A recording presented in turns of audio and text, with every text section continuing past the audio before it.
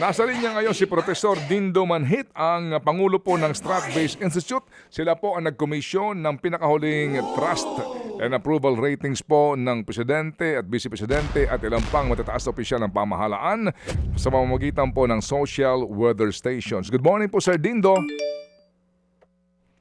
Good morning, sir. Morning. Good morning. Good morning sa inyo mga tagapakinig. Apo, salamat sa panahon, sir. Ito si Chacha. Yes po, good morning po, Professor. Unahin po muna natin, ang sinasabi po dito, bumaba sa 34% ang trust rating ng Pangulo habang si VP Sara Duterte po nananatili po sa 57% ang trust rating. Ano po pinakamahalagang mensahe nitong latest survey po ng SWS na kinomisyon po ng Stratbase? Kami kasi, Chacha, sa Stratbase, we've been tracking trust rating ng mga namumuno sa ating bansa for the past 2 decades already. Kasi kung walang pagtitiwala ang sambayanan, mahirap makitang nagpe-perform ang ating mga taga-gobyerno. Ang nagpapakita nito ay hindi maganda ang pagtingin ng ating mga kababayan, lalo-lalo na 45% ang mababa ang pagtitiwala sa Pangulo. At ito ay, feeling ko, ang roots nito ay yung talagang kahirapan ng buhay ngayon. Mataas ang presyo ng bilihin, ang trabaho ay kulang para sa iba, ang kita or income hindi naman tumataas din. Of course, karamihan dito ay hindi dahil kasalanan ng Pangulo, dahil there are external factors, but sa taong bayan, wala silang dapat pagtingnan na ikaw ba ang aming Pangulo ang nagsisilbi para harapin tong mga problema namin, no? That's one, no? Kaya siguro bumababa ang pagtingin dito, no? Kasi last year, exactly this period last year, right after the 2025 election, naka-recover ang ating Pangulo. It went down during the election period, but it went up to 48%. Nakita kong issue lamang doon ay napababa niya yung presyo ng bilihin ng lalong-lalo na sa bigas at sa pagkain. Baka sana, sabi ko nga is, maging wake-up call ito para harapin yung key economic concern ng taong bayan, no? Which is got issue sa kanila yan. And on one hand, alam naman natin yung namamayanin pa rin yung issue ng korupsyon na inumpisahan ng Pangulo nung nilabas niya nung Hulyo last year yung issue ng flood control. Nais ng ating mga kababayan din na may panagutin yung dapat mga nagkasala issue sa flood control. Oo. Professor, 1,200 yung respondents dito po sa survey na ito. Ano po ba ito? Across the Philippines po yung ginawa na survey? This is across the Philippines, across demographics. That means kung gaano kadami tayong kababaihan, kalalakihan, hinatian, ganun din yung across the Philippines. That means ang karamihan ng respondents ay yung sa pinakamadaming lugar, which is Luzon, kasama dyan ng NCR, pangalawa, Mindanao, Visayas, no? At hinati-hati yan sa iba't ibang mga lugar. Tapos face-to-face, that means talaga in-interview, in-robe yung ating mga respondents, ating mga kababayan, no? Para makita talaga yung pagtingin nila ukol sa issue ng pagtitiwala sa Pangulo at sa Vice Presidente. Sir, nagbabalanse ho ba kayo sa SWS? I'm sorry, sa inyo pong sa Stratbase ba? Kasi kung ibabalanse natin yung trust at saka doon sa little trust, no, lumalabas po negative 11 si Presidente habang si VP Sara plus 30. Yun ang talagang initial report sa amin ng social weather station, yung negative, no? Ako lang ay ang tinitingnan lang namin palagi.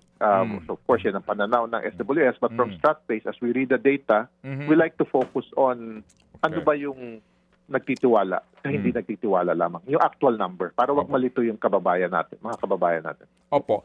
Kasi nga sir, di ba ho supposed to be guide ito ng leadership, guide ito ng mga taong gobyerno, di po ba? Yan ang maganda sa survey. Dito ay mapapakita sa atin, sa ating mga liderato na ano bang pagtingin ng taong bayan sa kanilang performance, and in this case specifically, pinagkakatiwalaan ba namin kayo? Kasi po doon sa website po ng SWS, wala pa po yung detalye dito eh. Ito ho lamang yung mismo lang po yung isang page lang po ito ng awareness at trust ratings, ano. Wala pa po yung bawat Luzon, Visayas, Mindanao at saka yung mga point issues.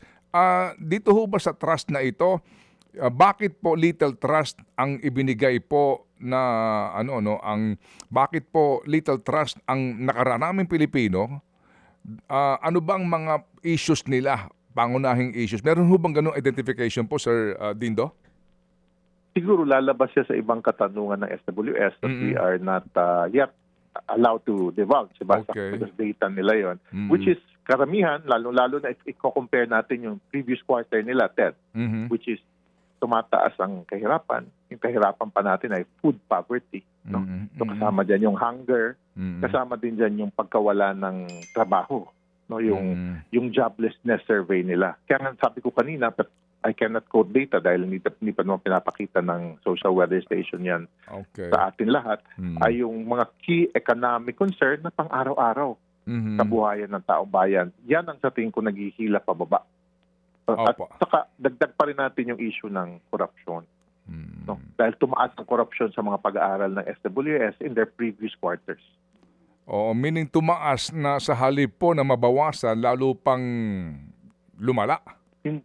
Hindi naman lumala, yung pananaw nila na walang nangyayari pa. Ito ay tumaas. Kasi nakita natin ang pagtaas nito in the last 2 quarters of last year. No? So magandang tingnan natin kung may data ang SWS and those things. Pero sa ibang pag-aaral, lumalabas na naandyan pa rin on top of mind of people after the economic concerns nila. Opo. Ito ho kasi ay ginanap po na na survey para po sa buwan ng June 2026 lamang, Sir Dindo, right? Okay, June. Yes, para sa pagtatapos ng second quarter ng taong ito. Ng June, bago magsimula yung actual na impeachment trial, no? Yes. Okay, opo. Para hindi pa na-measure yung impeachment. Kaya nga, if you've noticed, steady ang numero ni Sara. At siya ang steady, pero alam naman natin nung nag-umpisa rin yung initial hearing sa House of Representatives noong 2024, nakita natin ang pagbaba. Kaya naisa yung pakita yung 15, yung historical. Bumaba siya ng 2024 ng 15% nung iniimbestiga siya ng House of Representatives. So kung actual na mag-uumpisa na itong impeachment, magbabago or may epekto yan sa numero ng ating Vice Presidente. Okay, so pero kumbaga, kahit na bumaba siya, pero hindi pa siya nasasadlak sa negative, no? Hindi pa. Doon sa net trust rating na binabanggit mo. Opo, hindi pa siya bumabagsak nga doon sa pag binalansi mo, nagne-negative.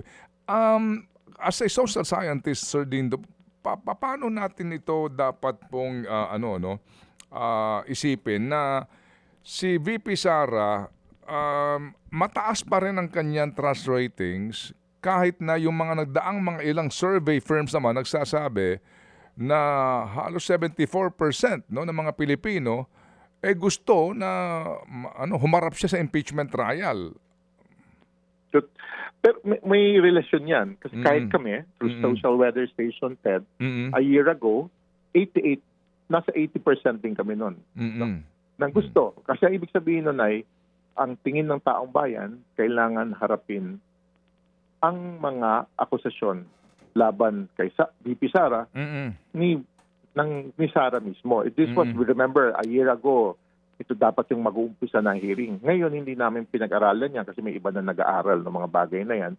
Ngunit, ako'y naniniwala na may ganong sektor ng ating lipunan, naniniwala na harapin, depensahan kung kailangan niya depensahan, pero dapat yung panagutin kung kailangan panagutin siya.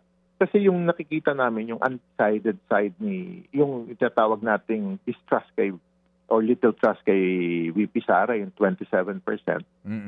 May pag-aaral kami sa ibang buwan yon at hindi through social weather station.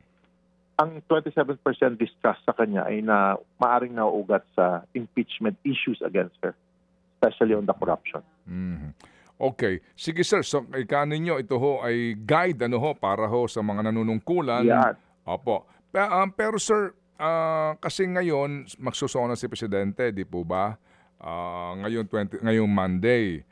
And ito hong survey ninyo ay ginawa nito pong last week halos ng June. Ako naniniwala ang marami na may sarili ho namang survey ang Malacanang, di ba? Kasi nga they can really afford it, no? To guide them also. Yes. itong mga paayuda ng presidente, itong mga ngayon, itong pagtataas ng nirereklamo ng employers sa sobrang taas, no? Na 85 pesos po ng dagdag sa minimum wage for NCR, ito ho ay mga resulta na ng mga survey na ito para ho magkaroon ng pogi points ika nga ang presidente? Yung ginamit mong salita, Ted, yung pogi points, no? Ang problem kasi sa pogi points, masosustain ba yan? No? Kasi mas mararamdaman ng tao at hindi siya magiging pogi points lamang, magiging tunay na tulong o tunay na pagbabago sa sitwasyon ng ating mga kababayan kung sustained itong mga efforts na to. But of course, may effect yan, lalo yung wages. No? Kasi ang hinahanap naman ng tao ay trabaho. Baka naman dahil sa wages, wage increase, mawalan ng trabaho. Yun ang problema rin natin. No? Kasi may mabawasan ng mga trabahador o may bawasan ng trabaho kasi nga tumaas ang wages. So, kailangan natin i-balance yan. Pero sa akin, pinaka-importante ay yung presyo ng bilihin.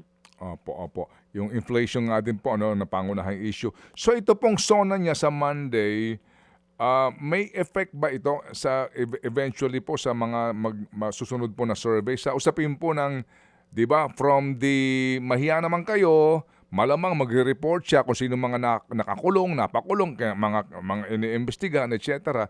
Meron ho bang ganun yon na puntos ho naman sa mga sasabihin ng presidente dito ho sa usapin ng corruption particularly? We are hopeful na ang SONA ng Pangulo ay haharapin itong mga issue sa kanya at paano niya mapapalakas ulit yung tinatawag natin political capital, yung suporta ng taong bayan. Sabi ko, maganda yung pag-angat exactly a year ago, noong June 2025, nung hinarap nila yung issue ng presyo ng bilihin. Pero ngayon, dapat harapin ekonomiya at governance issue. No? Yan ang dapat harapin. At sana gamitin yung SONA para mailatag ng Pangulo. Nasaan ba tayo? Ano man direksyon natin under his leadership? At tayo magtiwala ulit sa kanya. Okay, sige po. Kami po'y kasama ho ninyo sa mag-aantabay po, no? Dito sa SONA at yung kaninyo, no, yung dapat na maging galaw ng gobyerno para sa mga pangunahing concern ng ating mga kababayan. Salamat po, Sir Dindo. Yes, Ted. Salamat sa pagkakataong ito. Salamat po sa uulitin. Thank you. Professor Dindo Manhit ng Strat-Based Institute.